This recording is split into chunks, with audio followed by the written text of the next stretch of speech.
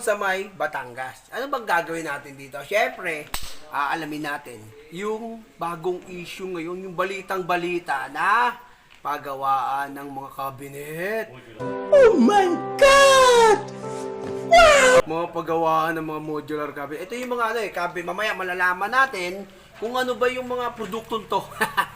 Siyempre, tatanungin natin mismo yung gumagawa, yung may-ari ng isang kumpanya na gumagawa nitong mga modular cabinet. Ito yung mga ito yung unang-una yung mga nakikita mong pangmayaman, di ba, pag pumasok ka. Ito ba yung gusto mo ba yung relax ka? Tapos siyempre, makikita mo yung paligid mo, napakaganda. So, simpleng-simple lang, napakadali lang. Ngayon malaman natin, panoorin nyo ako, i-interviewin natin, tatanungin natin mismo yung gumagawa, kung paano niya ginagawa to, kung paano niya, siyempre, ito kasi inaano pa to ini-install, no? Pag nagpapa-install ganito, siyempre, doon mismo nila gagawin, doon sa bahay mo. Siyempre, at kung may tanong ka, no, ipipm mo sa baba, tapos, siyempre, sasagutin ka namin. Doon sa may comment section dito sa ating YouTube account, no? Tapos syempre, alamin din natin kung saan yung mga brands nila. Alam ko ito yung parang pagpapabuka. Tapos pag nagpabuka, no? Alamin nila yung bahay mo, doon nila mismo i-install, doon sa may kwarto, kusina, kahit saan sa loob ng bahay mo. So ito yung kagandahan ng balita rito, itong modular cabinet na to, ito yung mga antay-anay. Tapos pag nabaha, di ba? Hindi siya basta-basta lumulubo, no? Tapos pag wag naman sana, no? Pag may mga sako na sunog yan, hindi siya basta-basta nasusunog. Talagang napakatibay, quality. Ito yung mga gawang Pinoy. Sabi ko nga, no? Suportahan natin yung produktong Pinoy. Puntahan natin. Hi sir, good afternoon. Ako nga pala si Kuya Yani Vlog. Sir, Kuya Yani Vlog. Si sir, ang may-ari ng itong yung sinasabi na modular cabinet. Tapos, tanungin natin sa kanya yung mga pwede natin itanong para baka mamaya gusto ko pala magpagawa nito. Di ba? Baka gusto ko pala magpagawa nito. Siyempre, alamin natin, isa-isahin natin. Kilala mo na ako? Opo. Ako muna si Ferdinand Vilches. Ferdinand Vilches. So, ang company namin, tinatawag na FMC Modular Cabinet Trading. FMC. Okay. FMC. Sir, ano ba ibig sabihin ng FMC? Ferdinand Modular Cabinet Trading.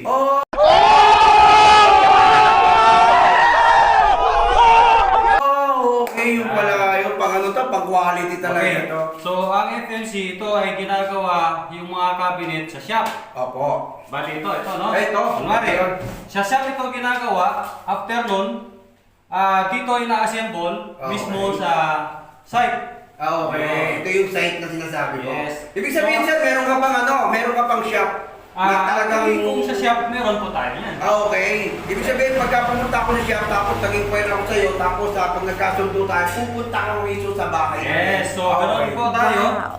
Pag gusto nyo magpapagawa, magme-message lang po kayo, and then susukatin natin yung area nyo.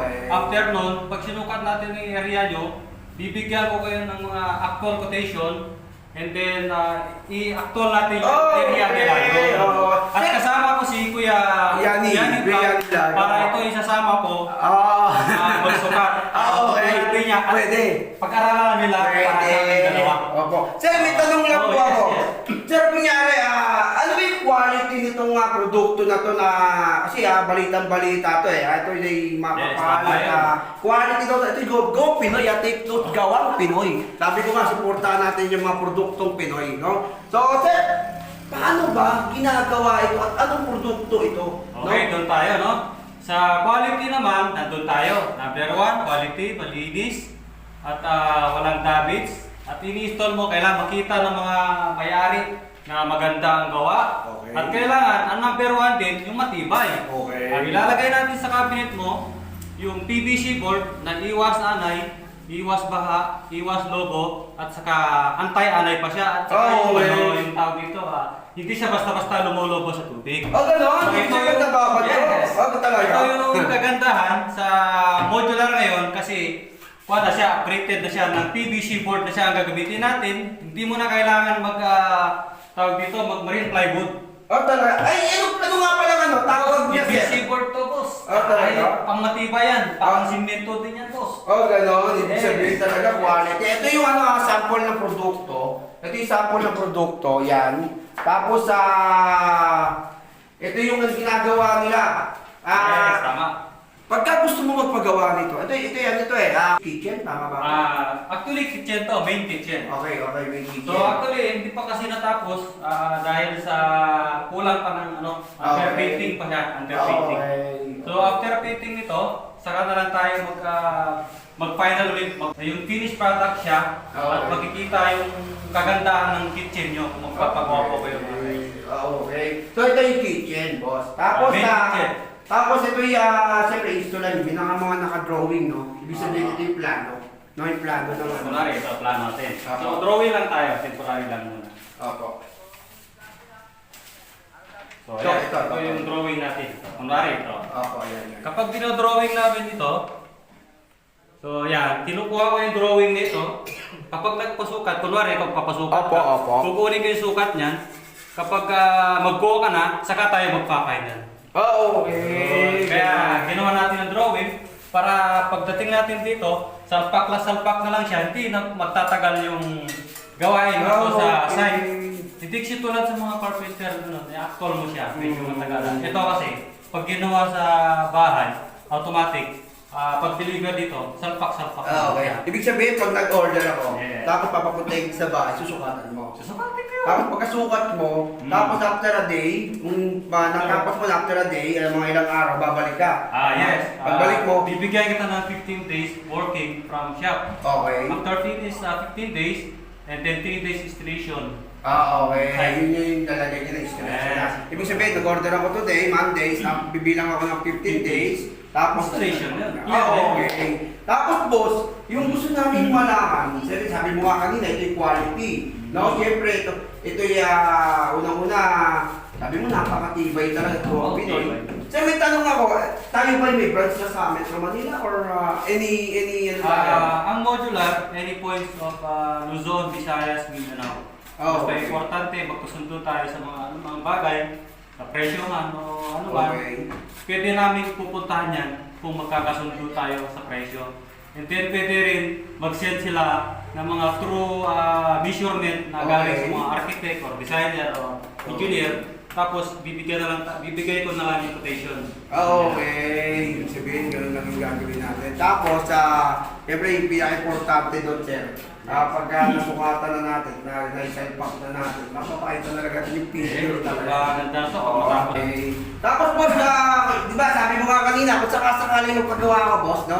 Ano yung pwede kong i-inquire dito sa may na to, produkto na to? Gusto ko magpagawa, no? Sir, gusto ko magpagawa, i-inquire. Paano ko, meron ba tayong number, contact number, or messenger, FB page? So, actually, meron naman tayong pwede pag-i-inquirean.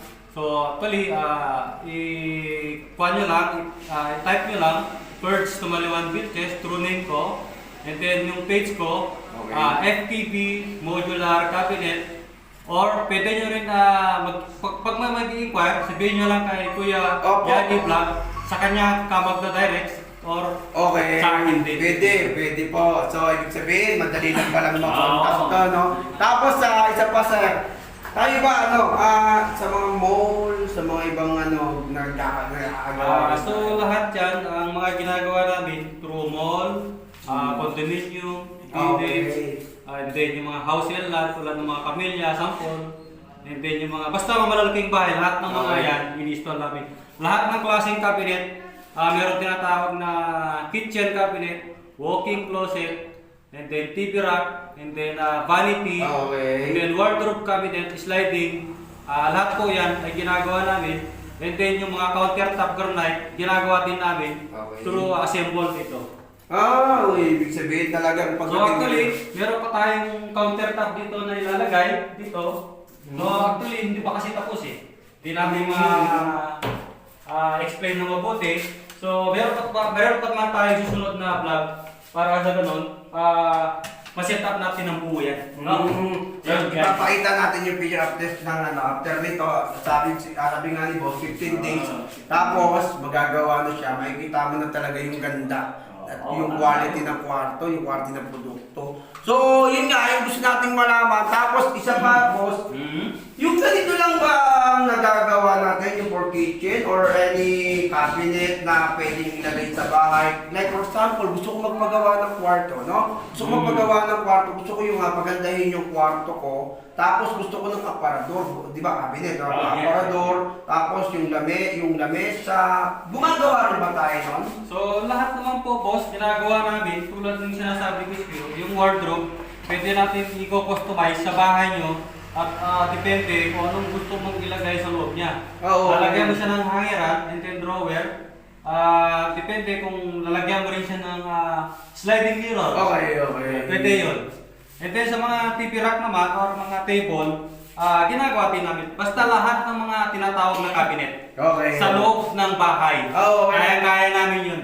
Basta sa niya, FMC modular cabinet. Yun, pwede. Sikat kami dyan sa Taytay. Kasi boss, taga-Taytay, di ba? Dalawa kami, modular cabinet sa Taytay. Okay. Tatlong magkakapatid sa modular cabinet ng Taytay. Yun. Isipin mo from Taytay to here Batangas, papuntang Batangas, no? Nakakarating dito yung produkto talaga ni boss talaga, ang lupit. Di ba sabi ko nga kanina, ulit-ulitin ko, lahat din natin suportahan ang produktong Pinoy kasi tayo rin naman talaga yung nagtutulungan at the end of time, we need to help to bawat Pilipino. Ito guys naman, kung gusto yung pipili ng mga kind of wood color, marami tayo yun. Ipili lang kayo ng kulay kung gusto niyo sa design sa bahay ninyo. Ayan. Hindi, papakita natin sa picture, papakita. Kayo na lang yung Kami guys, kapag kami nagsusukat ito, dala-dala namin ito. Kapag si client nag-message na gusto ko magpapagawa, pagpipiliin lang namin siya kung anong gusto niyang kulay. Opo. Ito yun, may mga pangalan yan eh. May mga pangalan yan.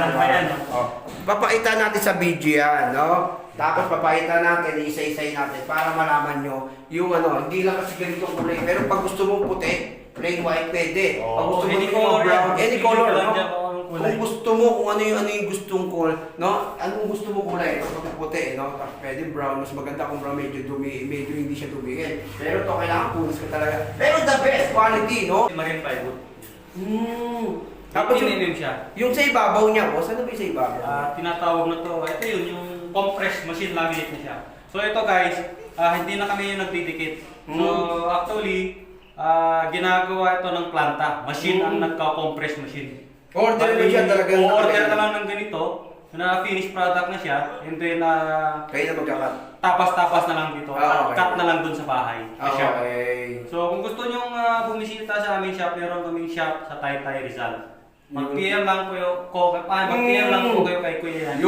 Yun the best. So, okay. Maraming salamat. Aalamin pa natin yung iba. So, mga kasama, mga kaibigan, kapatid, no? Muli si Kuya Yani Vlog and si Boss Ferdinand Vilches, FMC Modular Cabinet. Yun, thank you. Huwag kalimutan si Kuya Yani Vlog. Always follow. Okay, thank you po. Maraming salamat. Comment lang kayo sa comment section para sa mga katanungan nyo. And anyway, thank you very much. Thank you po. Boss, maraming salamat.